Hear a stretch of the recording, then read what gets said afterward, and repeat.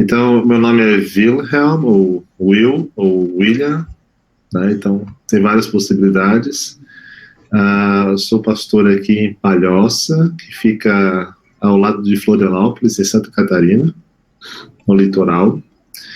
E estou aqui já há 9 anos, e antes disso fui pastor no Mato Grosso. Então, como aí o Tarcísio falou antes, eu acabei me especializando em Bonhoeffer, e atualmente eu sou presidente da Sociedade Internacional Bonhoeffer Seção Brasil. E o Tarcísio aí às vezes tem participado dos encontros da sociedade, tá meio aberto para que vocês possam participar. Tá?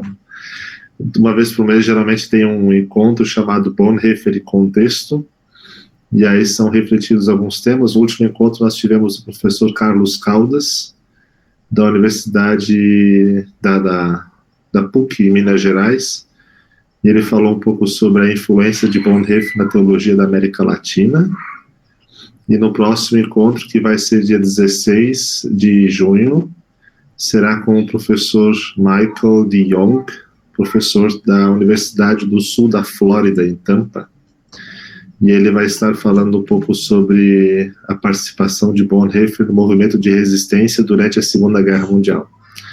E é bem interessante, o Michael de Jong, conheci na África do Sul ano passado, em janeiro, e ele é um dos maiores especialistas de Bonhoeffer a nível mundial, então vale bem a pena, até mesmo para a gente fazer alguns paralelos com relação à resistência de Bonhoeffer e à vocação da igreja hoje no Brasil diante do governo que nós estamos tendo aí.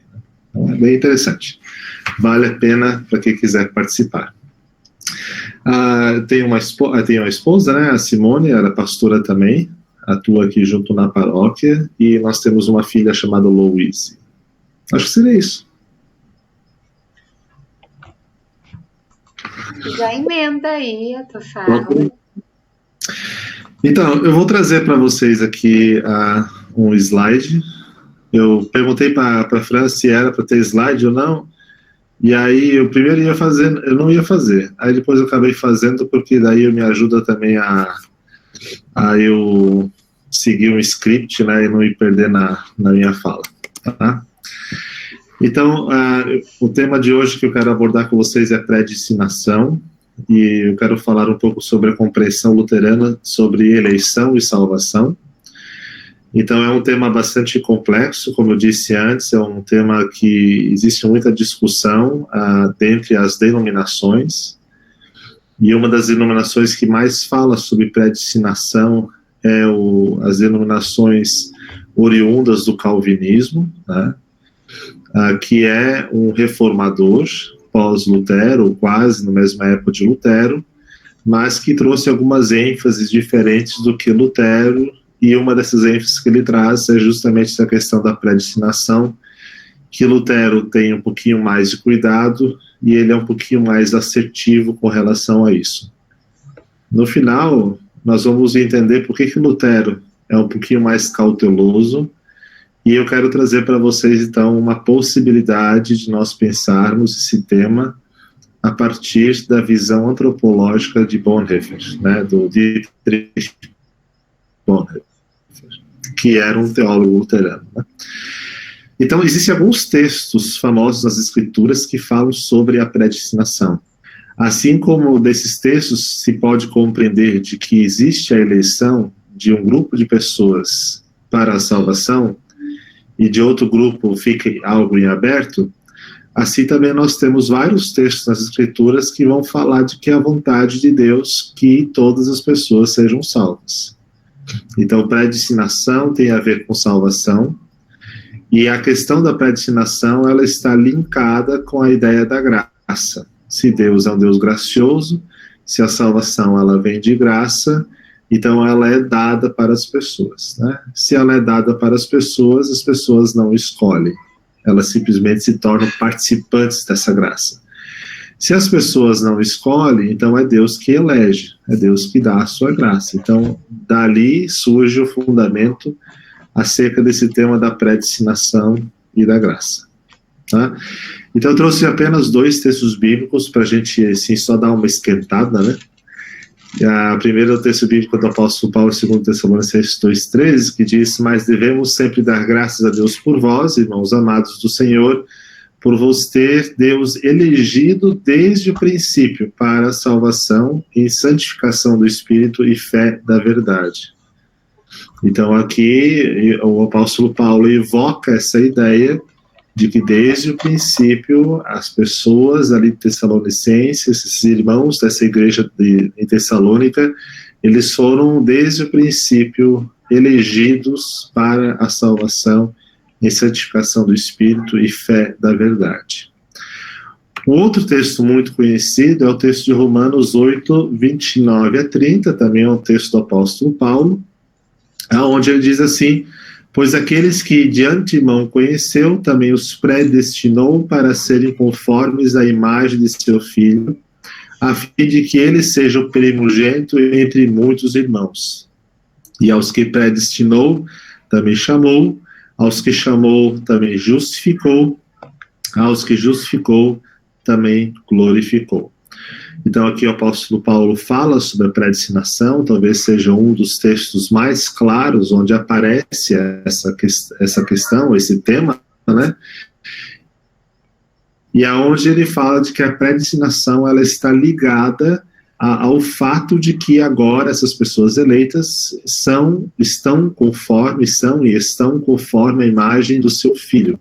E que esse Filho, Jesus Cristo, é o primogênito entre muitos irmãos. E assim, dessa mesma forma, eu já lanço uma ideia, né, que vai culminar no final da minha apresentação, é de que assim como ele é primogênito entre muitos, nós também somos, digamos assim, os primeiros dentre muitos possíveis, né? E aqui, aos que predestinou, também chamou, aos que chamou, também justificou, aos que justificou, também glorificou. E esse, então, é um texto que vai diretamente contra alguns conceitos do próprio calvinismo, por exemplo, de que a santificação ela é uma obra nossa, né, de que a justificação é a obra de Deus, mas a santificação é uma obra do ser humano que, justificado, agora obedece à lei para santificar o seu corpo, para se santificar, né? Então, a salvação, ela acontece nessa correspondência entre justificação e santificação, tá? Se alguma coisa ficar difícil de entender, depois vocês perguntam e a gente pode retomar, tá? Então, a predestinação, ela surge enquanto doutrina na igreja ao se pensar a graça de Deus. Então, eu coloquei doutrina, mas como um conceito, como uma ideia, né? Se a gente for ver em Calvino, isso não é uma doutrina. No neocalvinismo e posterior, depois no arminianismo e nas doutrinas posteriores, então começa a se falar da predestinação como doutrina, mesmo que não se adota mais como doutrina, né? Mas é uma ideia que surge, né, um conceito que surge quando se pensa a graça de Deus. Se Deus é gracioso e oferece a salvação por graça, logo o ser humano não é coparticipante de sua efetuação. Então, se Deus é gracioso, ele oferece a salvação por graça, e isso o ser humano não tem mérito, então logo o ser humano também não se torna um coparticipante de sua efetuação. Então, para Calvino, por exemplo, o processo de santificação é necessário para a manutenção da salvação. Se não há um intuito do ser humano em obedecer à lei, em observar a lei e passar por esse processo de santificação, ele pode perder a sua justificação, a sua salvação. E aí no catolicismo isso é um pouquinho diferente, porque o catolicismo ele crê numa realidade divina em cada ser humano que o permite a estar aberto como co-participante da salvação. Então, na época dos estudos, eu fiz um estágio de docência na faculdade católica, onde os padres fazem a formação teológica aqui em Santa Catarina, e eu fiz na área de sistemática, e uma das disciplinas que eu fiz um estágio de docência foi da antropologia. Então estava comigo ali o padre Vitor Feller, que é um dos cabeças da CNBB, né, que pensa teologia na CNBB, então todas as questões teológicas da CNBB geralmente tem o dedo dele. E foi bem interessante perceber como na antropologia católica se fala muito dessa realidade divina, que o ser humano ele se torna mais humano quando mais divino ele é. Por quê? Porque existe uma centelha divina, existe uma presença divina que faz com que o ser humano ele tenha um acesso a Deus, e por isso as suas boas obras, elas somam como uma cooperação na própria salvação. Não que a salvação não seja graça, mas há uma correspondência na realidade humana que o leva a fazer as boas obras, e a salvação, ela acontece nesse processo mútuo, né, de coparticipação. Aí eu quero pular então para o passado, porque um dos primeiros e mais importantes teólogos que fala sobre predestinação é Agostinho, que viveu lá em 354 e 430, né? E Agostinho, ele tinha uma disputa muito conhecida com um cara chamado Pelágio, e Pelágio defendia que a realidade do pecado não é uma realidade hereditária. Adão e Eva pecaram, né? Eles se tornaram pecadores, mas sempre essa é uma nova situação que se dá. Então, todos os seres humanos nascem sem pecado, e eles escolhem pecar, e por isso se tornam pecadores. Então, Agostinho, ele entra numa disputa com Pelágio e defende que Deus predestinou pessoas eleitas para a salvação, porque o ser humano, ele nasce pecador. Então, aí existe uma diferença, né? Enquanto Pelágio diz que o ser humano se torna pecador porque ele pecou, Agostinho vai dizer que o ser humano é pecador porque ele nasce pecador. E as suas obras são pecado. Então, o estado de ser pecador, essa realidade existencial, ela é anterior ao próprio ato pecado, né? Então, por isso que o protestantismo em geral vai dizer que as crianças, elas já nascem pecadoras, que pecado não é ato, mas que ato é resultante de um estado pecador, né? Então, o pecado é uma realidade existencial, e não somente o ato. O ato seria consequência de uma realidade anterior, né? Então, eu sou pecador e por isso eu cometo pecados.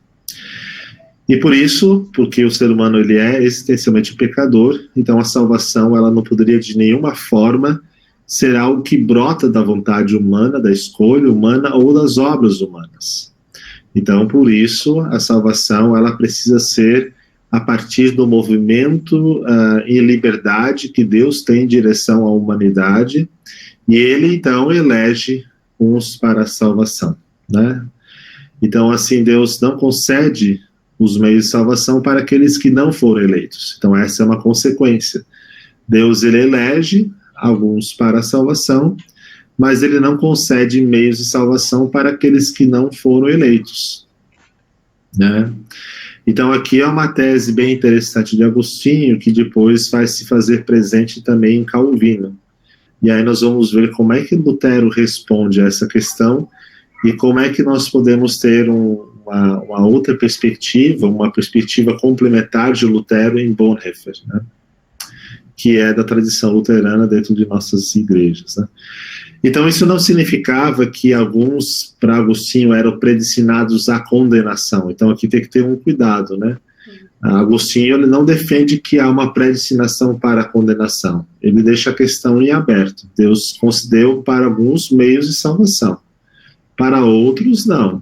Mas isso não quer dizer que esses outros estão predestinados à condenação. O negócio fica meio em aberto. Aí Calvino, né, tem uma tese que o pessoal diz que é de Calvino, mas na verdade é do Kotschalk, de 804 e até, que viveu de 804 até 869, e ele então fala claramente de uma dupla predestinação. Então vocês podem ver uma diferença, né? O Agostinho vai falar da predestinação para a salvação, mas vai deixar em aberto as outras pessoas, e o Gottschalk, ele vai dizer que existe sim uma dupla predestinação, né, que algumas pessoas foram predestinadas e eleitas para a salvação, e a outra parte da humanidade foi então predestinada para a condenação. Então já Calvino, né, a predestinação, para Calvino, predestinação é o eterno decreto de Deus pelo qual ele determinou o que desejava fazer de cada pessoa. Ele não cria a todas as pessoas nas mesmas condições, mas antes determina a vida eterna para alguns e a condenação eterna para outros. Então Calvino, ele vai na onda do Cot Talk e diz, olha, Deus, ele salvou algumas pessoas, ele elege algumas pessoas são predestinadas para a salvação, mas outras, pelo que nós vemos, não, tá? E aí é interessante lembrar de que isso para Calvino não é uma doutrina, mas para ele é uma constatação de uma realidade empírica. Ele vai dizer assim, não dá para formar uma doutrina a partir das escrituras de que existe a dupla predestinação. Mas a gente pode perceber para a realidade que nos circunda, para aquilo que nós olhamos, para a sociedade, e perceber que algumas pessoas estão abertas ao Evangelho e outras pessoas estão fechadas. De que existem pessoas que, abertas ao Evangelho, ali existe uma mudança de vida, uma metanoia, uma conversão, e Lutero vai dizer que a conversão ela é diária, então quer dizer, é um movimentar de Deus na vida que diariamente me mostra os pecados e há de novo uma conversão a Deus, um arrependimento, o Evangelho novamente abraça e me faz viver. Então, na doutrina, na compreensão luterana, não existe uma conversão que acontece uma vez na vida, de momento estanque, né? Então é um grande evento, né? Mas a conversão ela é algo que acontece diariamente quando a palavra de Deus me atinge, quando ela vem até mim, como eu leio o Evangelho, leio que sempre vai me acusar de meu pecado ato, mas também o pecado enquanto realidade existencial, e o Evangelho que vai me abraçar e vai me convidar a viver a partir da nova realidade inaugurada em Cristo, né? E aí, para Calvino, voltando então para Calvino, então há uma dupla predestinação, não primariamente por uma questão bíblica, por uma comprovação bíblica, mas por uma constatação empírica. Então a dupla predestinação para Calvino, em Calvino não é uma doutrina, mas é uma constatação. Ele olha para as pessoas, olha, tem pessoas que aceitam e tem pessoas que não aceitam. Fato. Então, por isso nós podemos ver essa dupla predestinação. Aí Calbart, ele é um calvinista, né? Desculpe, Calbart, ele é um conterrâneo também, o Bonhoeffer nasceu um pouquinho depois, mas ele se torna amigo também de Bonhoeffer e ele é um calvinista, ele é um reformado, né?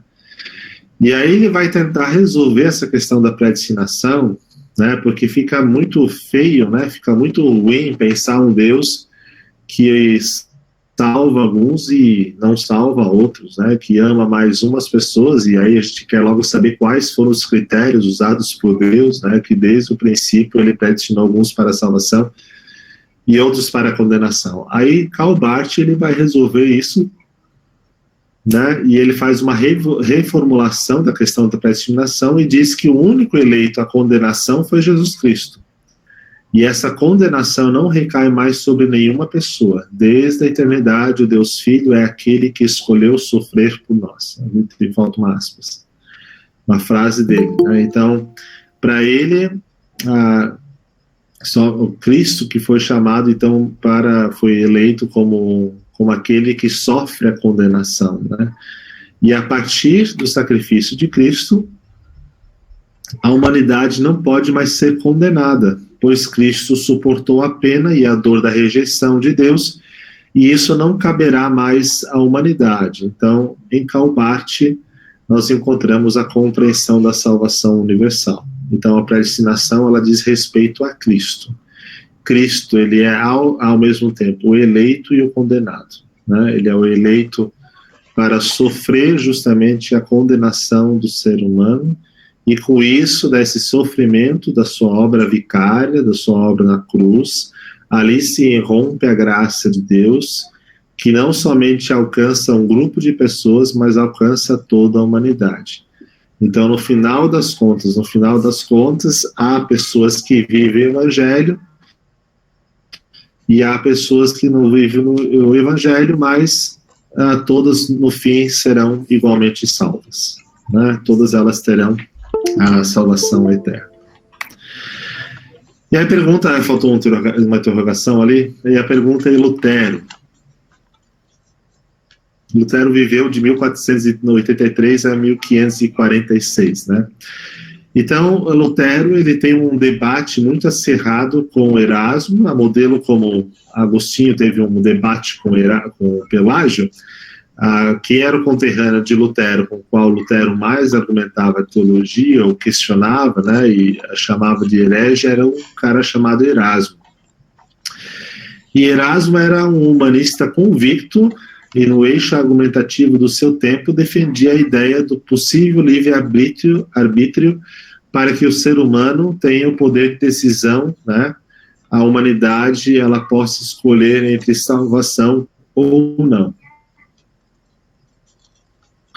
E Lutero diz que o ser humano é incapaz, por causa de sua condição existencial, de decidir ou não pela salvação. E isso por uma razão. O ser humano, por si só, ele não consegue escolher aquilo que é bom. Ele não consegue, por si só, escolher Deus. O ser humano, pós-queda, é o ser humano sicut Deus, é o ser humano como Deus. Então, se nós formos olhar lá em Gênesis 3, se eu não me engano, no versículo 16, 17 ou 18, ali diz o próprio Deus, né? Deus ali tem uma constatação de que agora o ser humano é como um de nós, né? Então ele é como um Deus, ele é o próprio Deus.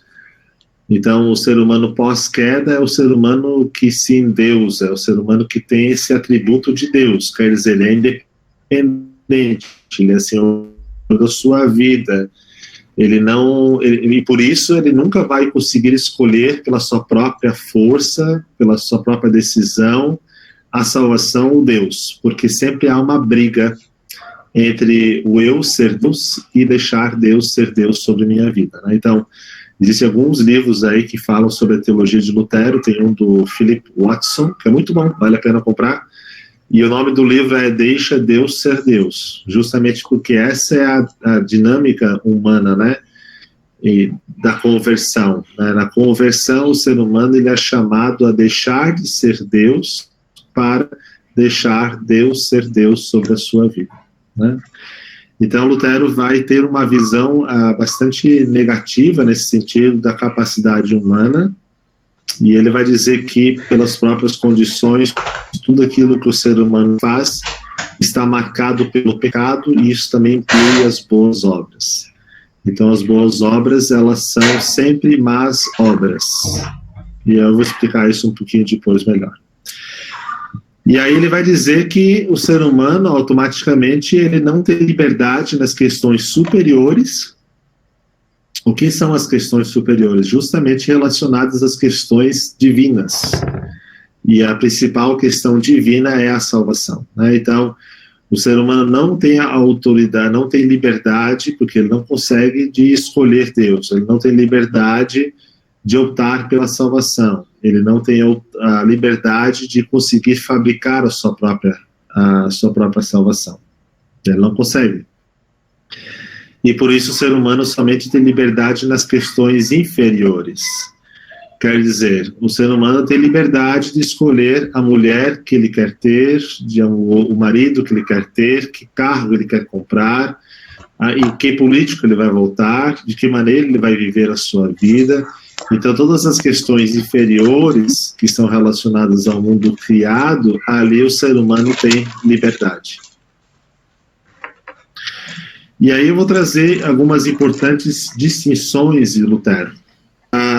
Estão vendo? Tá. Estão vendo, né? Tá aparecendo aí? Tá. Sim, tá. Então, tem algumas importantes distinções da teologia de Lutero, né? E a maioria dos autores, por exemplo, o Oswald Bayer, a maior parte, grande parte, 99% dos estudiosos de Lutero diz que só é possível entender a teologia de Lutero se você entende as distinções teológicas que ele faz. Então, uma primeira distinção teológica que é importante para entendermos a teologia de Lutero é a distinção entre criação e redenção. Então, Lutero vai dizer de que Deus, ao criar, ele cria o mundo numa outra natureza que não a dele. Né? Então, a natureza da criação, toda a nossa realidade, não tem a participação, não tem a presença, digamos, infusa, a presença infusa do ser de Deus, da divindade de Deus. Então, o Deus é o totalmente outro nesse sentido. Deus, ele é algo, ele é de outra substância do que a criação. Então, o pecado, ele atingiu a realidade criacional.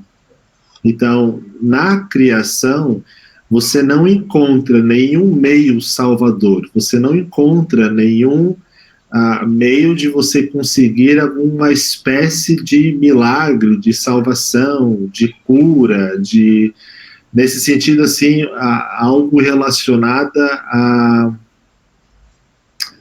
algo relacionado à redenção, né? Você somente encontra a redenção em Jesus Cristo, quando Deus primeiro se move em direção à humanidade. E aí eu coloquei ali a passagem de Gênesis 3, 7 a 11. Gênesis 3 o relato da queda do ser humano, né? E ali no relato da queda do ser humano, diz de que Adão e Eva, eles comeram do fruto proibido, e ali aconteceram algumas coisas. A primeira coisa é que o ser humano, ele se percebeu, então, nu, né? E nudez aqui não tem a ideia de estar pelado, né?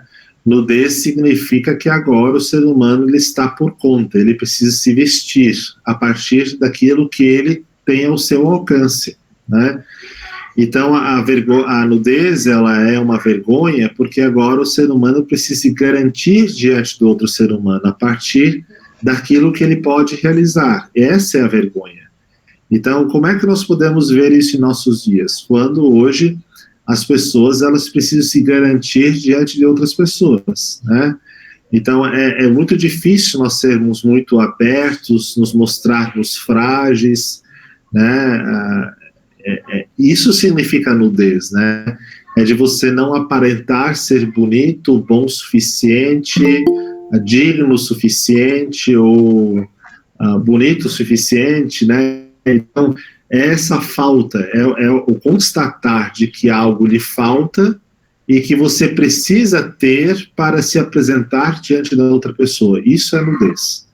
Então, a nudez significa não estar mais vestido por Deus, de não estar mais abraçado por Deus nesse sentido, onde a tua dignidade, o teu valor, né, vem a partir de Deus, mas vem a partir daquilo que você faz. Então, por isso que o relator bíblico de Gênesis, ele vai dizer que a primeira coisa, então, que aparece depois que Adão e Eva sentem a vergonha da nudez, é de justamente criarem tangas para si, a partir daquilo que está ao alcance de suas mãos, que são folhas de figueira.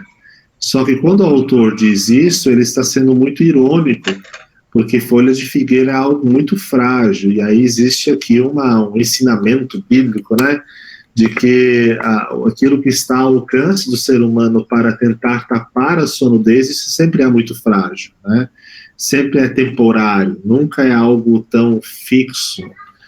E isso significa a nudez, né? A segunda coisa que acontece é que o ser humano, o casal, a primeira humanidade, eles ouvem a presença de Deus a partir dos seus passos, né?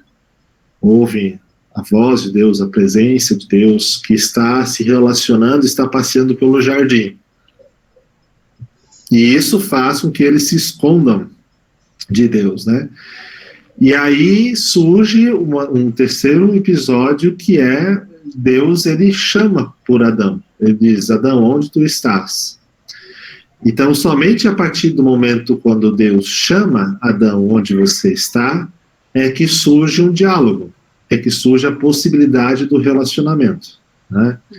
Então, não na criação eu posso sentir a presença de Deus. E isso eu vejo porque em toda a realidade, em todos os tempos, em todos os lugares, em todas as épocas, sempre houve a compreensão de que existe um Deus, e por isso nós temos tantas religiões. Então há uma presença natural de Deus, que a humanidade pode sentir, mas essa presença ela só é algo que nós escutamos, algo que nós ouvimos, mas nós não sabemos direito aonde Deus está. Então ali Deus pode somente ser tateado, Deus pode tentar, a humanidade pode tentar encontrar Deus ali, mas Deus ali nunca será encontrado. Então, para Deus ser encontrado, é necessário primeiro que ele fale, que ele comece a conversa, que ele verbalize, que ele comece a comunicação, o diálogo, né? E por isso não é à toa de que João vai dizer de que Jesus Cristo é o verbo, que ele é a palavra, né? Na qual Deus, a partir da qual Deus criou todas as coisas, a partir do qual e no qual tudo subsiste, e a partir do qual, então, Deus se revela de maneira clara, de maneira ali dada, né? E de maneira redentora. Então, na criação, na presença oculta de Deus, ali não há salvação, não há redenção. Mas ali no Deus manifesto, em Jesus Cristo, ali há salvação, né? Então, isso quer dizer que, para Lutero, Deus ele pode ser admitido em outras religiões? Pode. Deus pode ser admitido em outras crenças? Pode, né? Deus pode estar presente mesmo ali onde não é reconhecido, né? Por meio de boas obras, por meio do budismo, que não reconhece em si um ser divino e tal. Ele pode estar ali? Sim, ele pode estar ali, mas não como redentor, somente como mantenedor de toda a criação, né? Então Deus usa todas as religiões, ele usa todos os credos para a manutenção da vida, para a proteção da vida, mas ali não existe um agir redentor de Deus, né? Então Lutero vai dizer que a face redentora de Deus nós encontramos em Cristo, porque ali Deus se dá de maneira clara, de maneira comunicativa, e aí João vai dizer que Jesus Cristo é o verbo, e aí aqui tem uma sacada filosófica, até tem um filósofo aí, né, alguém, o João ele faz uma conversa filosófica que a gente quando lê, a gente não percebe mais, né, mas quando João diz que Jesus Cristo é o Logos, ele está fazendo uma argumentação filosófica com os gregos, porque para os gregos eles haviam a compreensão de que se o ser humano tivesse em posse do Logos, que é a chave do conhecimento, né, que é a chave da onde surge todas as coisas, então o ser humano se daria bem, ele conseguiria construir bem a sua vida, então ele teria a chave da compreensão do mundo, né? Então, para os gregos, o Logos é um conhecimento, e o conhecimento você pode tomar, você pode conquistar, você estuda e você pode ter nas suas mãos. Mas João vai dizer de que o Logos não é um conhecimento, que o Logos é uma pessoa. E uma pessoa você só conhece a partir do relacionamento.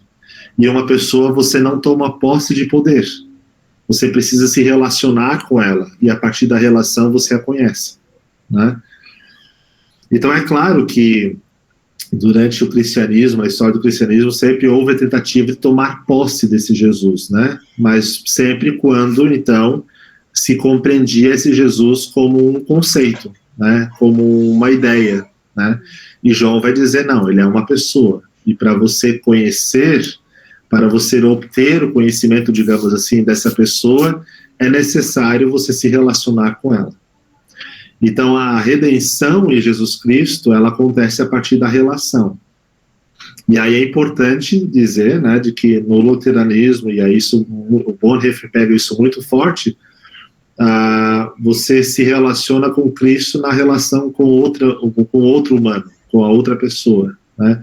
Então, as relações, elas são muito importantes. Tanto é que o que acontece na queda é justamente as quebras das relações.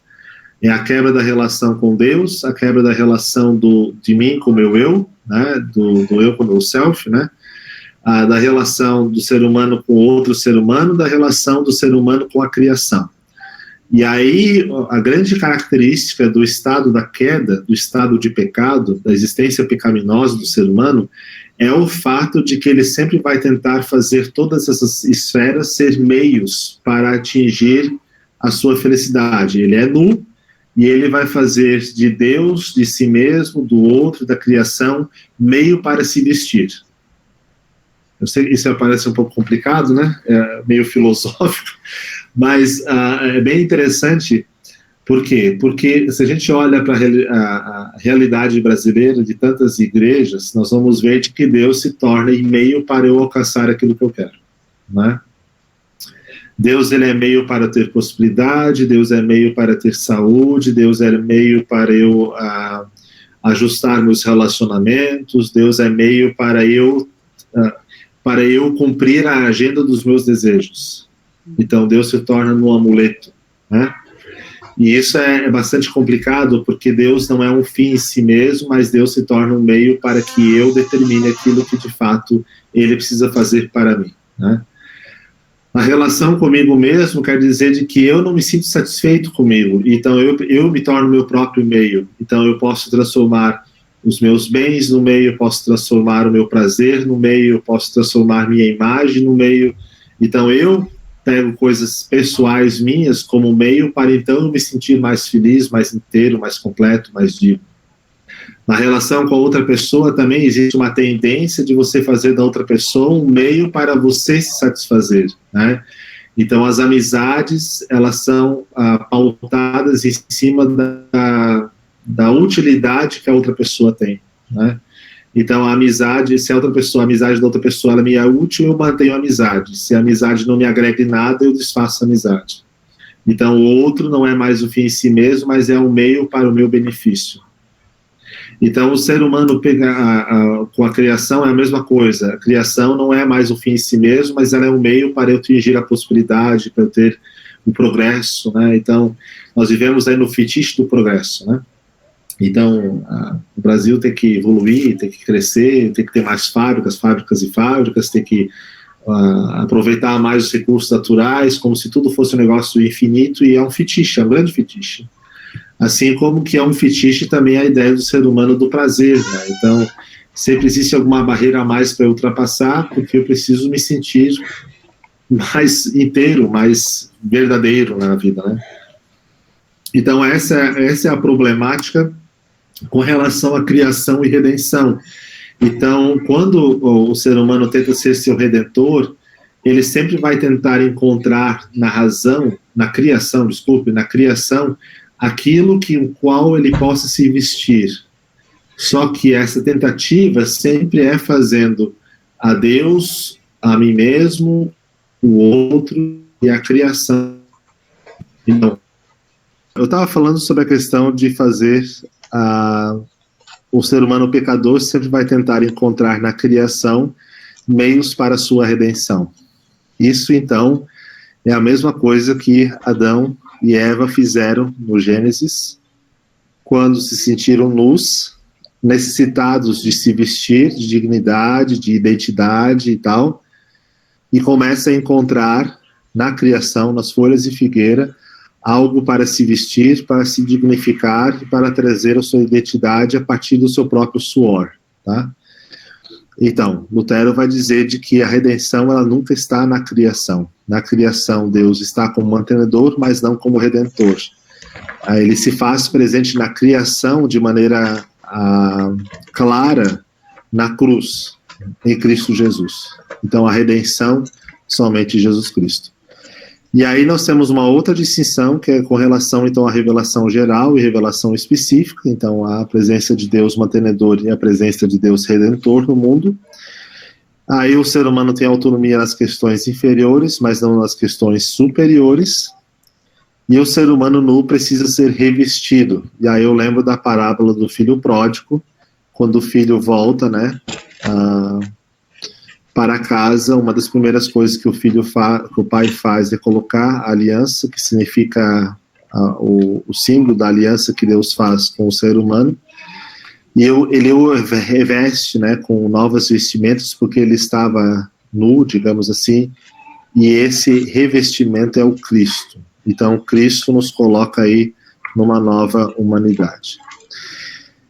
Então, o ser humano, ele se encontra na condição não de um livre-arbítrio, mas de um servo-arbítrio, onde, de novo, ele sempre é voltado a se reconhecer como pecador e se voltar para Deus.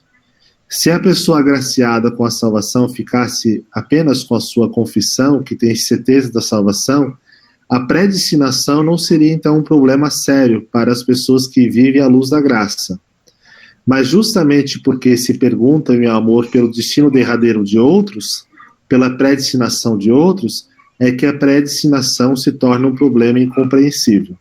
Então, para Lutero, né, se a questão da predestinação dissesse somente respeito a mim mesmo, aí eu poderia dizer, não, eu tenho certeza da minha salvação, então eu vou me colocar como predestinado à salvação, então ok. Mas como nós nos importamos e nos perguntamos sobre as outras pessoas, aí a predestinação ela se torna algo que nós precisamos conversar. Então, Lutero vai falar sobre Deus revelatus, quer dizer que Deus, o Deus revelado em Jesus Cristo, quer que todos sejam salvos. Mas a menção da realidade dos perdidos na Bíblia mostra que, de um modo para nós incompreensível, o Deus abscôndus, o Deus escondido, né? O Deus oculto, em sua onipotência, opera, segundo nossa percepção humana, tudo em todos, salvação e perdição. Então, a questão da predestinação, se nós não tomarmos cuidado, ela rouba a obra de Cristo e tocamos em coisas que pertencem somente à soberania de Deus. Então, o que isso quer dizer? Isso quer dizer de que a predestinação, ela é um tema bíblico? Ela é um tema bíblico. Ela fala da eleição de pessoas? Fala da eleição de pessoas.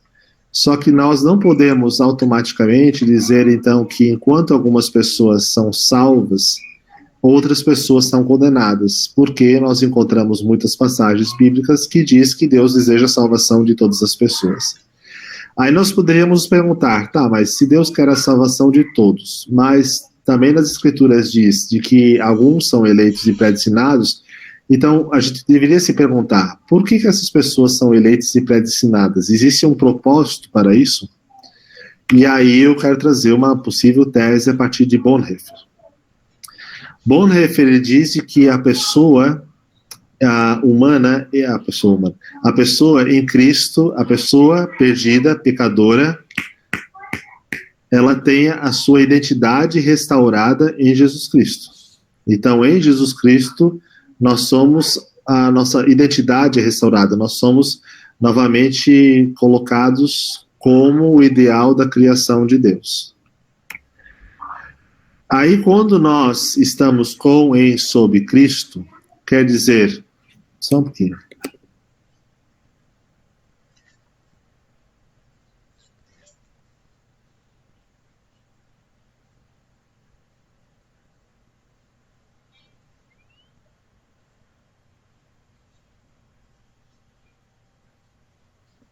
A priminha dela tá aí, tá uma bagunça. Mas só para te dizer que aqui não tá chegando ela, só se estiver te atrapalhando. Aqui tá, a gente não tá nem, aqui a gente não tá nem ouvindo. Não, mas atrapalha a minha. Aí é uma disputa. Aí Bonhoeffer vai dizer de que o cristão, a pessoa cristã, essa pessoa é convidada para viver com e em sob Cristo, quer dizer, com Cristo, caminhando com Cristo diariamente com sua palavra. Em Cristo quer dizer que existe aquilo que Lutero, né, e alguns teólogos mais da Escandinávia falam da união mística do cristão com o Cristo, né? Não há uma mistura de essência, de substância, de pessoalidade. O cristão é um, o Cristo é outro, mas isso ali é uma união mística que se torna. Então, eu estou em Cristo.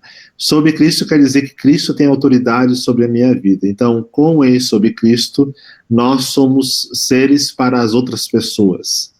Então, Deus em Cristo se fez ser para o outro em sua liberdade. Então, o Bonhoeffer vai dizer assim, o que nós podemos entender qual é a verdadeira humanidade da pessoa?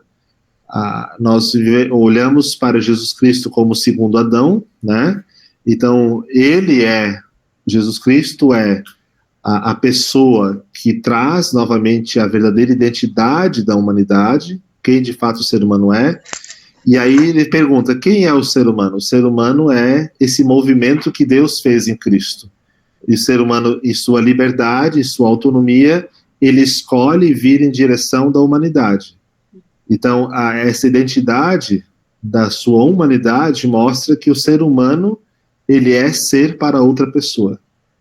Dá para entender? Então, isso faz parte dessa nossa vocação enquanto pessoas. Então, quer dizer, ele retoma aquela compreensão do Antigo Testamento, né? Antes da queda, por exemplo, como é que Adão olha para Eva? Adão olha para Eva com os olhos brilhando, com amor. Tá? Olha, esse é osso dos meus ossos, carne minha carne. Ele vê que aquilo que lhe falta, né? Ele vê com alegria que ele encontra essa completude na outra pessoa. E aí, bom, é bem interessante, né? Eu acho muito. Aí ele vai falar assim, como é que nós podemos não ter uma relação de poder sobre a outra pessoa, quando nós vemos ela como aquela que me complementa? Quando aquilo que me falta e a outra pessoa tem, isso me gera alegria. Então, e aí ele vai dizer que naturalmente existe um ódio diante da outra pessoa por aquilo que me falta está nela. Então, existe uma ruptura, né? E aí, quando aquilo que me falta está nela, eu tento exercer poder sobre essa pessoa. E tento usurpar a sua qualidade, entende? Então, a verdadeira humanidade, ela está perante a outra pessoa e consegue ver a outra pessoa com alegria na sua completude e quer também completar a outra pessoa, né? Então, o ser humano, ele é o ser para a outra pessoa, né? Então, aí a grande questão que eu vejo, assim, como é que nós podemos entender a predestinação e conciliar as coisas, é nós percebermos de que existem pessoas que são eleitas para serem ferramentas de Deus para alcançar outras pessoas. Então, a predestinação, nós podemos dizer, ela existe? Sim, ela existe, mas Deus deseja a salvação de todas as pessoas, né? E a salvação, ela não diz somente respeito à eternidade, mas ela diz respeito a um tempo que se rompe na nossa realidade. Então, a salvação não é algo que acontece pós-morte, a salvação é algo que acontece na realidade aqui e agora, né? Isso quer dizer que isso muda os relacionamentos, né? A experiência de relacionamento humano. Então, quando eu olho em amor, estando sob Cristo para outra pessoa, eu vou desejar que a outra pessoa ela tenha uma condição de vida muito boa, eu vou desejar que ela tenha uma vida digna, eu vou desejar que ela seja uma pessoa feliz e por isso também eu vou falar da palavra de Deus e fazer com que a palavra chegue até seus ouvidos. Então, eu sempre digo assim, que eu penso sobre predestinação a partir de Lutero e Bonhoeffer, de que Deus ele pode ter predestinado pessoas para que sejam ferramentas nas suas mãos para o alcance de muitos. Porque o apóstolo Paulo, quando ele vai falar em Tessalônica, para a comunidade de Tessalônica, ele vai dizer que vocês são eleitos desde o princípio para ser igreja. E a função da igreja é justamente ir em direção da outra pessoa. Então, por isso que a predestinação ela tem uma função, que é de revelar, assim como o apóstolo Paulo fala lá em Romanos 6, eu acho, ele vai dizer assim que a criação aguarda com grande expectativa a revelação dos filhos de Deus. E enquanto ela aguarda, a criação geme e suporta como dores de parto, né? Que a criação sofre até que haja a revelação dos filhos de Deus. Quem são os filhos de Deus? São os predestinados, para que se manifeste no mundo a palavra de Deus, a presença de Deus, e para que assim o mundo seja abraçado. Então, intencionalmente, a salvação é para todos. Ferramentas de Deus para que isso aconteça e se efetive está na mão daqueles que foram primeiramente chamados. Seria isso? Nós podemos aí conversar sobre. Com o final desses, quem se anima a trazer a primeira pergunta depois de um final desses, gente? Pode ser um bloco de 3, Wilhelm, ou você prefere responder uma a uma? De repente, 2. Não, se preferir responder uma de cada vez, não tem problema, dá mais tempo para pensar. Pode ser. Pode ser? Jorge, a tua tá na ponta da língua? Quer ir primeiro? Ela associa muitas coisas, mas basicamente falar sobre essa questão da predestinação vou usar o termo mais recente, a salvação em vida. No caso, você viver essas boas condições em vida. E aí eu queria saber um comentário teu com relação à doutrina calvinista e a questão da teologia da prosperidade. Seria, por exemplo, justo a gente entender essa coisa da salvação em vida como se manifestando por meio de pessoas que já nasceram com muitos bens materiais, ou até eu já ouvi também de conhecido espírita, da doutrina do espiritismo, né? Que as pessoas que nascem com algum problema de saúde ou com alguma deficiência, elas estão nessa condição porque elas estavam... eu não sei qual é a expressão que eles utilizam, mas basicamente... É o karma, no caso. E aí essas pessoas nascem dessa forma porque estavam destinadas a sofrer por alguma outra coisa, enfim. Tem algum comentário sobre isso, sobre essa visão? Que existem muitos desdobramentos, né? Existem pesquisas, por exemplo, que dizem que a compreensão calvinista de predestinação influenciou a economia moderna, né? Por quê? Porque daí algumas pessoas colocam de que a prosperidade ela é sinal de bênção de Deus e de sinal da predestinação de Deus, né? Então, está muito linkado, né, no calvinismo essa compreensão, e isso se desdobra na forma como se cria, então, a economia, principalmente nos países de influência mais calvinista, né? Mas isso também se desdobra em algum aspecto na questão da teologia da prosperidade, ou nas igrejas neocalvinistas, né? Porque na igreja neocalvinista, por isso eu tentei apontar isso antes, né? Existe essa questão de que Deus se transforma num meio para eu conseguir aquilo que eu quero, né? Então, se eu sou uma pessoa salva, Deus vai me assinalar a salvação a partir da prosperidade, ou da cura, ou do dom de línguas. Então, existe o sinal que Deus coloca na vida da pessoa eleita, se de fato ela é salva, né? Então, se a gente for olhar para a Assembleia de Deus alguns anos atrás, algumas igrejas neopentecostais, somente era de fato compreendida que a pessoa estava salva quando ela tinha o dom da glossolalia, quando ela falava línguas estranhas. Depois isso se desdobrou para o fato de que somente é verificado se a pessoa ela é salva, ou testificação de que a pessoa é salva, se ela teve alguma cura, ou se ela tem prosperidade e tal. Só que quando nós olhamos para a realidade da salvação, a gente vê de que a salvação ela opera em nós uma nova realidade humana. Nós somos pessoas restauradas em Cristo a sermos aquelas pessoas que Deus havia sonhado na sua criação.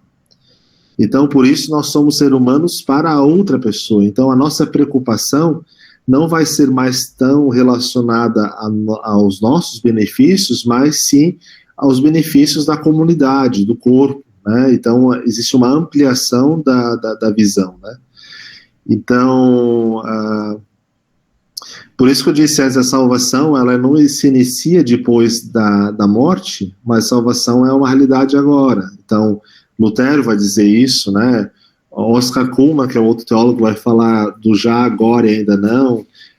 Bonhoeffer vai dizer de que nós, cristãos, vivemos uma realidade penúltima, com vistas à realidade última, e na realidade penúltima, nós já trazemos as características dessa nova humanidade, né?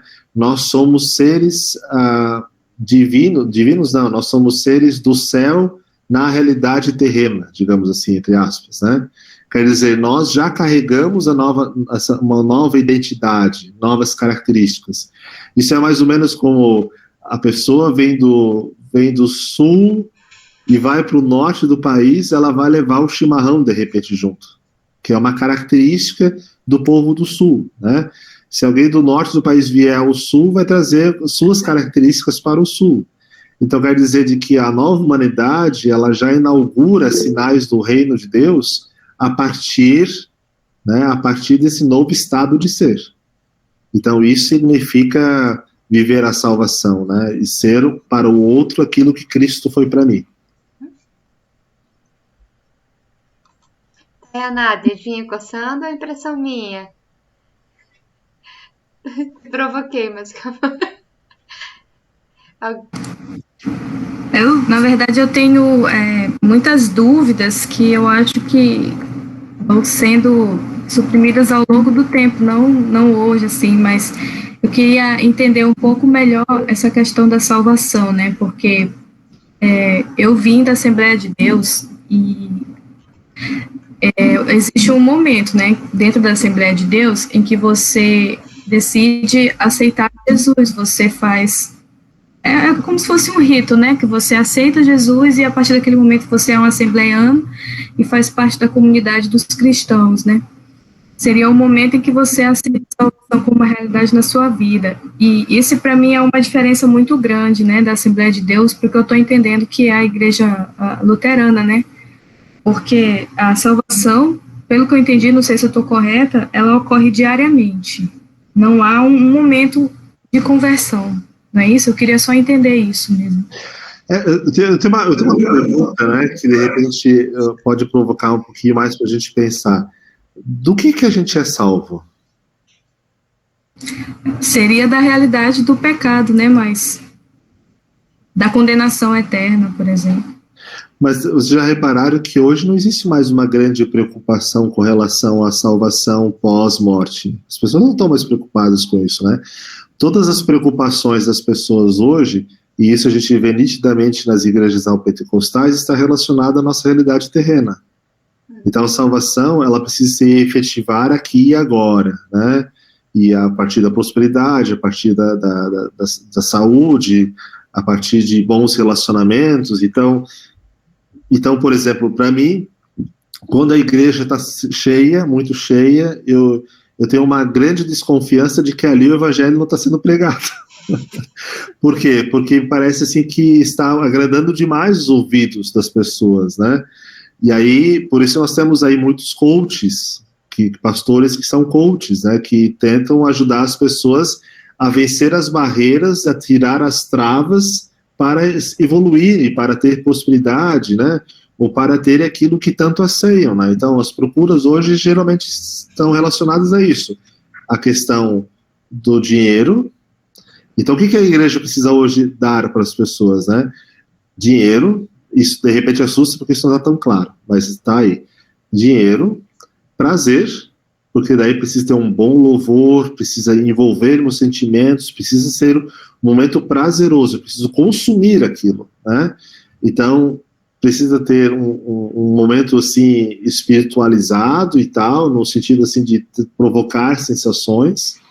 A igreja, ela precisa, o pastor tem que ser bom para me mostrar como é que eu faço a cura dos meus relacionamentos, como eu vou me dar bem com meu marido, como eu vou me dar bem com a minha esposa, como eu vou criar bem os meus filhos. Não que isso não seja legal, que não tenha seu espaço, mas a grande questão é de que a nossa relação com Deus não deve transformar Deus num meio para a minha agenda, né?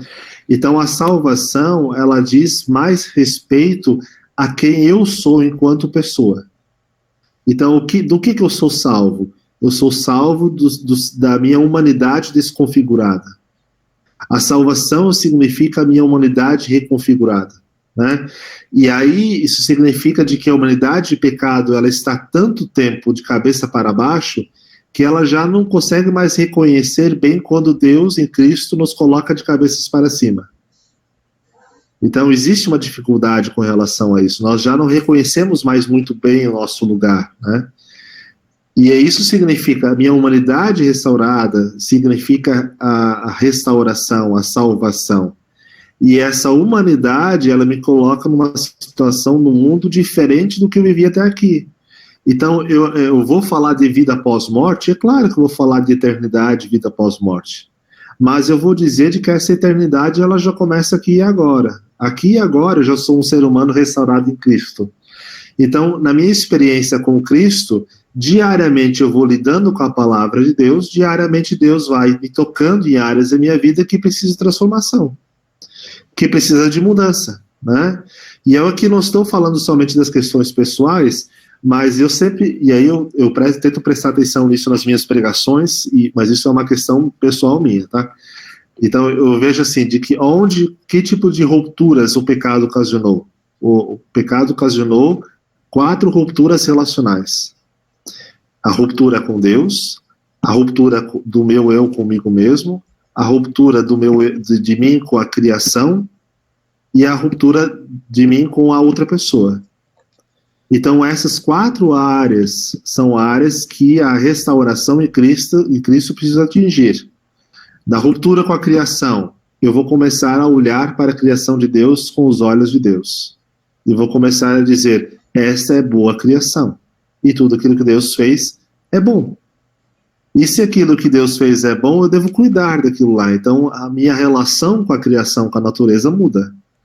Se eu vejo que o pecado ocasionou eu ter a tendência natural de fazer da outra pessoa um meio para mim, a minha relação restaurada em Cristo, ela vai promover a minha reconciliação com o meu próximo. Então, ela vai me ajudar a eu ir ao encontro da outra pessoa e ser suporte da outra pessoa, de suportar a outra pessoa quando ela é inconveniente, quando ela faz alguma coisa errada, ou quando ela age de maneira que eu não quero. Mas, além disso, também eu vou ver ela como uma pessoa importante para a minha própria vida. E eu vou me ver como uma pessoa importante para a sua vida. Mas eu não vou ter uma relação de ciúme, mas sim de sentimento de alegria pela completude, né? Então eu vejo assim, o cristão, ele não almeja que a outra pessoa, que o pobre, ele tenha um mínimo para viver dignamente. O cristão vai desejar que haja equidade e justiça social, para que todas as pessoas tenham uma vida igual. Porque se você se importa com a igualdade, você quer que a outra pessoa prospere tanto quanto você, ou que tenha uma vida digna, confortável como você tem. Então você não se acostuma com o fato de haver tanta disparidade social. Isso é se importar com outra pessoa, né?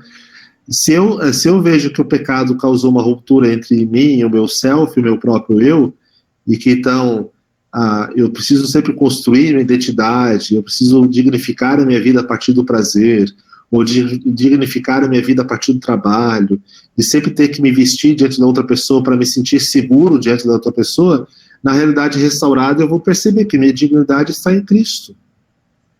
Então eu não estou procurando agora prazer para me sentir real. Eu não vou agora ultrapassar várias barreiras e não ter mais limite nenhum para então eu viver, né? Aí eu estudei, um dos filósofos que eu estudo é o Richard Roth. O Richard Roth é um filósofo pragmatista norte-americano. Ele vai dizer assim, que não existe mais um ser humano, né? Existem vários tipos de seres humanos, e cada ser humano pode construir a sua própria identidade a partir das várias experiências de humano que ele pode vir a ser. Então isso é fazer de você um meio. Só que em Cristo a nossa identidade é restaurada, né? Então, em Cristo a nossa dignidade está garantida. Com relação a Deus, as quebras relacionais, então eu vou começar a lidar com Deus com seu senhorio, com respeito, com reverência, com amor, e ouvir a sua voz. Então, de também perceber de que Deus não está ali para satisfazer todas as minhas vontades. Então, existe uma relação de confiança, né? E aí eu acho muito importante ler, por exemplo, os Salmos. Os Salmos ali é bem interessante, porque a gente lê e a gente vê assim, que muitas vezes o salmista diz assim, tu esqueceu de mim, Deus. Lembra-se de mim, Deus, por favor, eu estou aqui, sabe? Então não é uma relação onde Deus é uma ferramenta, onde ele é um amuleto para eu conseguir alguma coisa, mas existe uma relação assim mais como é que eu posso dizer? De duas pessoas de alteridades diferentes, não uma relação de posse de Deus. E isso é importante, né? Porque na Bíblia, por exemplo, na Bíblia que nós temos, quando aparece a palavra Yahvé, em português, está lá Senhor em letra maiúscula, certo? Vocês já viram isso, né? Quando está a palavra Senhor em letra maiúscula, e isso justamente aparece porque toda vez que aparecia o tetagrama, né, o Yahvé, os judeus eles não pronunciavam porque na compreensão da Mesopotâmia havia a ideia de que quando a pessoa soubesse o nome de Deus, ela tinha certo poder sobre Deus, ela poderia usar Deus. Então, o povo hebreu, eles justamente não falam o tetagrama, o Yahvé, e falam no lugar Adonai, que é Senhor, justamente para ter essa reverência, esse respeito de colocar-se no lugar enquanto criatura diante do Criador. Que é uma relação de respeito, de reverência. Gente, vamos encerrar? Podemos encerrar? Eu gostaria de nos dirigir em oração, e hoje eu gostaria de usar a palavra do pastor Rodolfo Guedes Neto na sua oração do cuidado. Eu não vou conseguir agora colocar para vocês, então eu convido vocês para acompanharem a minha voz, eu nos conduzir então em oração, através dessa oração do pastor Rodolfo. Senhor, dá-me tua mão e conduze a minha vida. Guia os meus passos para que eu caminhe segura. Sob as asas da tua misericórdia, sinto-me protegida. No colo da tua bondade, encontro descanso verdadeiro. Em dias de medo e angústia, abriga-me em teu poder. Em momentos de ansiedade, faze cair sobre mim a tua paz. Ao sentir-me fragilizada, ajuda-me a ter esperança. Cuida de mim e dos meus amados e amadas. Cuida do meu destino. Quando a culpa me acusar, acolhe-me em tua graça. Absolva-me do pecado e faze-me renascer do teu perdão. Se eu cair, permita que eu caia em tuas mãos. E se eu permanecer caída, dá-me a tua companhia. Seja como for, cobre-me com o manto do teu amor. Graças pelo teu cuidado, graças pela salvação. Agora, dá-me a bênção que tanto anseio. Amém. Amém. Gente querida, boa noite então. Que possamos ir todas e todos sob a bênção de Deus. Nos vemos semana que vem, no mesmo horário. E, aliás, semana que vem não, né? A gente se vê no culto domingo, com a pregação do Tarcísio. Tá prontinha, ele me falou já. Então, até domingo, 9h30, né, Tarcísio? Com a gente domingo de manhã. E próxima semana aqui, então, na sexta-feira, nesse mesmo horário. Se alguém quiser informação sobre o curso de Bonhoeffer, pode me falar também, que eu passo contato do Wilhelm ou intermedio as informações.